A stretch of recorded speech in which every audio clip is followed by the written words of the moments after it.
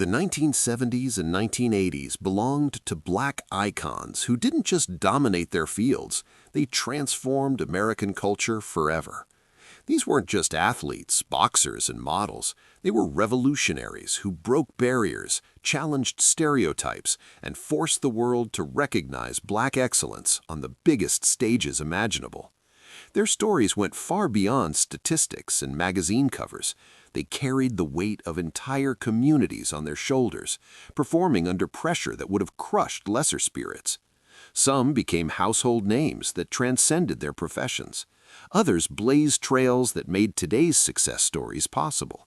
But every single one of them changed the game forever. Here are the black icons from the 70s and 80s who shaped a generation and left legacies that still echo today. Muhammad Ali was not just the greatest boxer who ever lived, he was a cultural phenomenon who used his platform to challenge war, racism, and injustice when it cost him everything.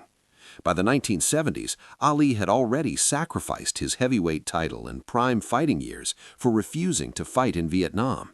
When he returned to boxing in 1970, he wasn't just fighting opponents in the ring, he was fighting to reclaim what had been stolen from him and proving that principles mattered more than prizes.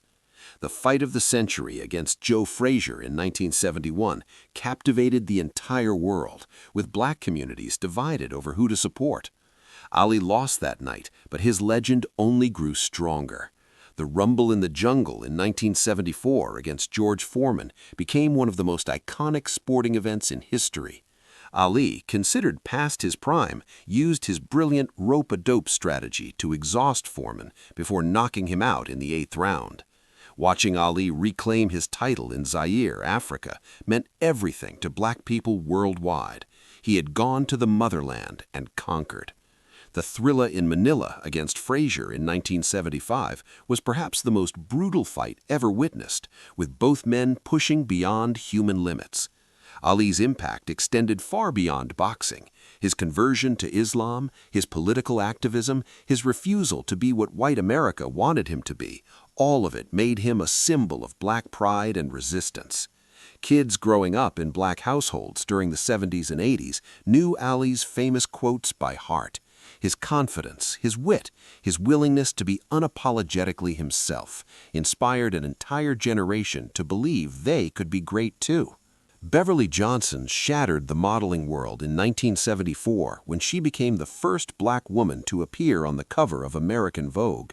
This wasn't just a magazine cover, it was a seismic shift in an industry that had systematically excluded black beauty from mainstream recognition.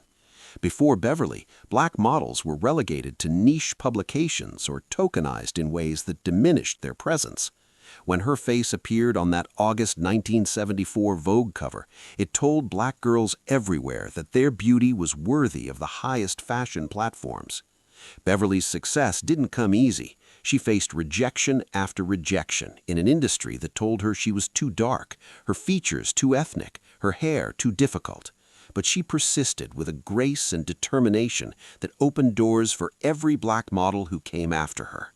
Throughout the late 70s and into the 80s, Beverly dominated runways and editorial spreads, proving that black beauty could sell magazines and set trends. Her success forced the fashion industry to reconsider its narrow beauty standards. She paved the way for Iman, Naomi Campbell, and countless others. For black families, seeing Beverly Johnson in mainstream fashion magazines meant their daughters could dream bigger about what beauty looked like and where it belonged. Reggie Jackson earned the nickname Mr. October for his incredible postseason performances, but his impact on baseball went far beyond clutch hitting. During the 1970s, Reggie became one of the most recognizable athletes in America, playing with a flair and confidence that challenged baseball's conservative culture. He hit 3 home runs on 3 consecutive pitches in Game 6 of the 1977 World Series, a performance so dominant it became instant legend. But Reggie's significance extended beyond statistics. He was outspoken, confident, and unapologetic about his greatness at a time when black athletes were expected to be humble and grateful. He once said, "I'm the straw that stirs the drink," a statement that caused controversy but reflected his understanding of his own value. Reggie played during an era when baseball was still grappling with integration's legacy, and he refused to diminish himself to make others comfortable. He wore his personality as boldly as his uniform, becoming one of baseball's first true superstars in the modern media age. For black kids watching in the 70s, Reggie showed them that excellence could be loud, that confidence wasn't arrogance when backed by performance, and that black athletes didn't have to apologize for being great. Kareem Abdul-Jabbar dominated basketball throughout the 1970s and 80s with his unstoppable skyhook and intellectual approach to the game. But Kareem's significance extended far beyond his 6 MVP awards and 6 championships. He was a man of deep principle who converted to Islam, changed his name from Lou Alcindor, and spoke out on social issues when many told him to shut up and play.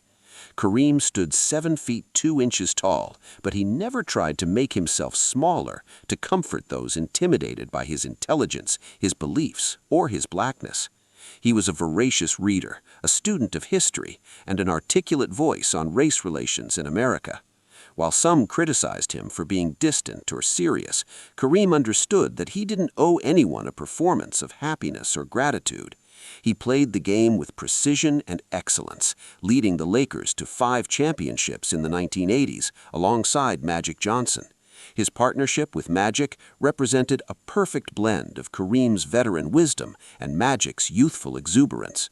For black families watching throughout these decades, Kareem represented the possibility of being both an exceptional athlete and a thinking person who refused to separate his sports excellence from his intellectual and spiritual life. Sugar Ray Leonard brought boxing into living rooms across America during the late 70s and throughout the 80s with his incredible skill, charisma, and crossover appeal. After winning Olympic gold in 1976, Sugar Ray turned professional and quickly became one of the most exciting fighters in the world. His 1980 fight against Roberto Duran, where he lost in what became known as the Brawl in Montreal, set up one of boxing's greatest rematches. 5 months later, Sugar Ray defeated Duran when the proud champion quit in the 8th round, saying, "No mas." That moment became boxing legend. Sugar Ray's rivalry with Thomas Hearns produced The Showdown in 1981, one of the greatest fights ever witnessed, with Leonard stopping Hearns in the 14th round after being behind on the scorecards.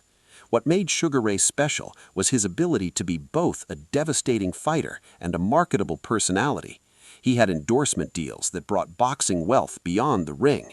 He appeared on television shows, became a household name, and showed that black athletes could transcend their sports. His technical brilliance combined with his showmanship made him must-see television. For young black kids in the 80s, Sugar Ray represented the total package: skill, intelligence, business savvy, and the ability to succeed in multiple arenas. Iman Muhammad Abdul-Majid, known simply as Iman, brought East African beauty to Western fashion runways in the late 70s and throughout the 80s.